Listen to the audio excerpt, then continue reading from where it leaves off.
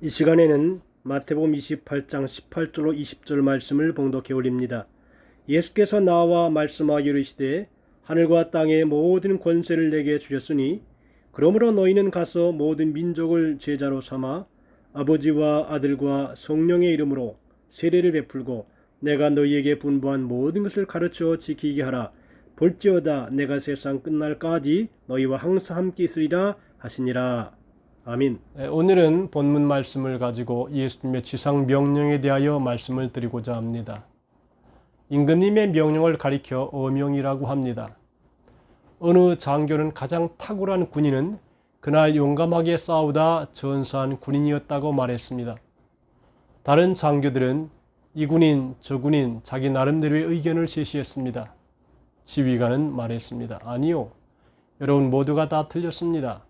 오늘 전장에서 최선의 군인은 적을 죽이려고 칼을 들어 막 내리치는 순간 퇴각 나팔 소리를 듣고 적을 치지 않고 팔을 내리고 나팔 소리대로 퇴각한 군인입니다. 이렇게 얘기했습니다.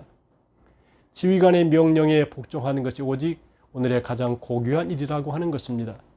오늘 본문 말씀은 부활하신 예수님께서 승천하시기 직전에 제자들과 제외하신 사건 및 그들을 향해서 주시는 지상 명령이라고 부릅니다.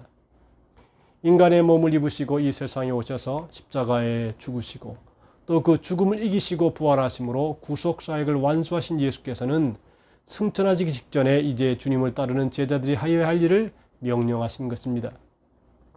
기독교의 역사는 바로 이러한 예수님의 명령을 실천하는 과정이기도 합니다. 사도들과 초대교회의 성도들이 이 명령을 목숨을 다해 지켰고 오늘날까지 뜻있는 성도들에 의하여 이 명령은 계속 수행되고 있습니다. 18절에 예수께서 나와 말씀하 이르시되 하늘과 땅의 모든 권세를 내게 주셨으니라고 했습니다.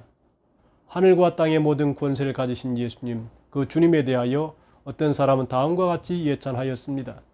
예수 그리스도는 그분을 영접하는 모든 사람을 죄에서 구원하여 영생을 주시기 위해서 십자가에 죽으시고 부활하셨습니다. 그 결과 영적 혁명이 일어나고 역사의 진로가 바뀌게 되었다고 하는 것입니다. 인류 역사상 가장 위대한 분이었던 나사렛 예수님은 개인의 삶을 변화시킴으로 인류 역사의 모든 선한 일을 일으키도록 하신 것입니다. 나사렛 예수는 돈도 군대도 없이 알렉산더, 시저, 마호멧, 나폴레옹보다 더 많은 사람들을 정복하셨고 학술과 학문도 없이 모든 철학자들과 학자들이 남긴 빛보다 더 많은 빛을 인류에게 던져주셨습니다. 그는 수사학적인 응변도 없이 예전에 아무도 말하지 못했고 또 앞으로도 못할 생명의 말씀을 하시고 연설가나 시인이 이룰 수 없는 영향을 온 인류에게 끼치신 것입니다. 그는 글을 한 줄도 쓰지 않았지만 고대와 현대 위인들을 다 합해 놓은 것보다 더 많은 그에 대한 글을 쓰게 하셨고 끝이 없는 설교와 토론과 예술작품과 학술서적과 아름다운 찬양의 주제가 되었습니다. 구유에 나셔서 죄수로 십자가에 못 박혔던 그분이 모든 문명세계의 운명을 지배하시고 온 인류의 영적 왕국을 다스리고 계십니다. 예수님은 하늘과 땅의 모든 권세를 가지신 대주제로서 제자들에게 다음과 같이 명령을 하셨습니다. 그러므로 너희는 가서 모든 민족을 제자로 삼아 아버지와 아들과 성령의 이름으로 세례를 베풀고 내가 너희에게 분부한 모든 것을 가르쳐 지키게 하라. 이 지상 명령이 어느 동사에 초점이 있는가에 따라 다르게 강조가 될 것이고 각 분야에서 자기들의 신조로 삼을 것입니다. 선교하게는 가라에, 제자 사역에 관심 있는 단체에서는 제자 삼으라에, 기독교 교육에 종사하는 사람들은 가르치라에, 기독교 윤리학자들은 지키라에 강조점을 둘 것입니다. 그러나 주님의 지상 명령은 한마디로 복음을 시급히 전파하라는 것입니다. 이 명령은 교회의 사활이 걸려있고 온 세계 족속들의 영혼이 달려있는 막중하는 것입니다. 왜 전도가 주님의 최고의 지상 명령이며 긴급 명령이겠습니까? 첫째로 예수님이 이 땅 위에 오신 목적이 영혼 구원에 있었기 때문입니다. 하나님은 자신의 형상대로 지음받고 온 천하를 죽어도 바꿀 수 없는 인간이 멸망받을 것을 원치 않으셨기 때문에 자신의 독생자를 보내셨고 주님께서는 이 땅 위에 오셔서 인간을 멸망에서 구원하는 위협을 이루셨습니다. 둘째로 전도는 모든 일 중에서 가장 중대하고 긴급한 일입니다. 사람이 할 일이 많습니다. 그러나 가장 긴급한 일은 죽어가는 영혼을 살리는 일입니다. 그래서 우리의 모든 일의 우선순위는 영혼을 구원하는 일이 되어야 합니다. 주님은 눈을 들어 밭을 보라 희어져 추수하게 되었도다고 긴급하게 말씀하셨습니다. 셋째로 사람의 운명은 아무도 모르기 때문에 긴급 명령을 하신 것입니다. 언제 죽음이 찾아올는지 아무도 모르는 것이 인생입니다.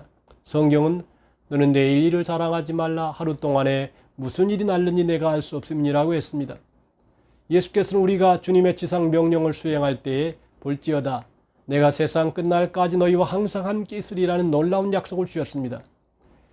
우리는 이 말씀에서 실로 놀라운 위로와 소망을 갖게 됩니다. 이 세상에서 영원한 것은 아무것도 없습니다.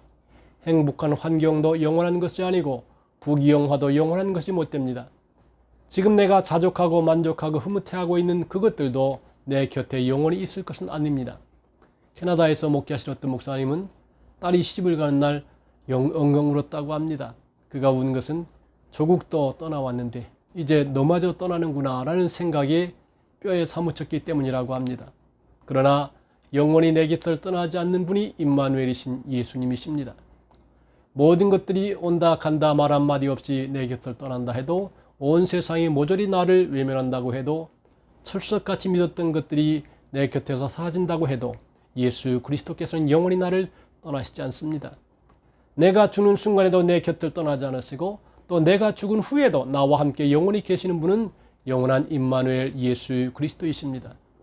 어차피 우리가 살고 있는 세상에는 폭풍도 있고 환난도 있고 이별도 슬픔도 있습니다. 실패도 아픔도 죽음도 있습니다. 그리고 모든 것은 내 곁을 떠나기 마련입니다. 그렇기 때문에 영원히 내 곁을 떠나지 않는 예수 그리스도 그분만 의지하고 살아갈 필요가 절실해지는 것입니다.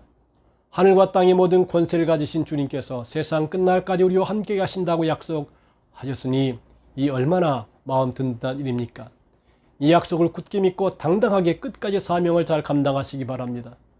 오늘 우리는 하늘과 땅의 모든 권세를 가지신 주님의 지상 명령, 대위임 명령을 들었습니다. 성경은 하나님 앞과 살아있는 자와 죽은 자를 심판하실 그리스도 예수 앞에서 그의 나타나실 것과 그의 나라를 두고 엄히 명하노니 너는 말씀을 전파하라. 때를 얻든지 못 얻든지 항상 힘쓰라. 지상 명령은 순종해도 좋고 안 해도 좋은 것이 아닙니다. 반드시 지켜야만 하는 준후한 명령인 것입니다. 이 명령을 어기면 반드시 책임이 따르는 법입니다. 미국의 세들백 교회 릭 워렌 목사님이 아버지가 운명하기 전 거친 숨을 몰아쉬면서 한 말은 한 명이라도 더 예수님께 가도록 해야 해. 한 명이라도 더라는 말이었다고 합니다. 바로 한 명이라도 더 주님께 인도해야 한다는 주님의 지상 명령, 우리 모두에게 위임하신 대위임 명령이었습니다. 릭 워렌 목사님은 그의 아버지의 유언이자 명령을 자신의 삶의 목표로 삼기로 결정한 후 잃어버린 영혼을 찾기 위해 최선을 다하는 목회자가 되었다고 합니다. 스티브 스필버그 감독한 쉰드러 리스트라는 영화가 구해낸 유대인은 1,100명이나 된다고 합니다. 오늘날 폴란드에 사는 유대인은 4,000명이 안 되지만 쉰들러가 구해낸 유대인 후손은 6,000명이나 된다고 합니다. 쉰들러는 마지막 장면에서 이렇게 흐느낍니다. 왜 이 차를 팔지 않았을까? 10명은 구원할 수 있을 텐데 왜 이 배지를 팔지 않았을까? 2명을 살릴 수 있을 텐데 하면서 흐느낍니다. 사랑하는 성도 여러분, 우리의 사명은 주님의 지상 명령을 실행하는 일입니다. 우리가 좀 더 힘쓰고 애쓰며 한 생명 한 영혼이라도 더 살릴 수 있을 것입니다. 모든 민족에게 복음을 전파하는 주님의 지상 명령, 대위 명령에 우리 모두 반드시 순종할 수 있기를 바랍니다.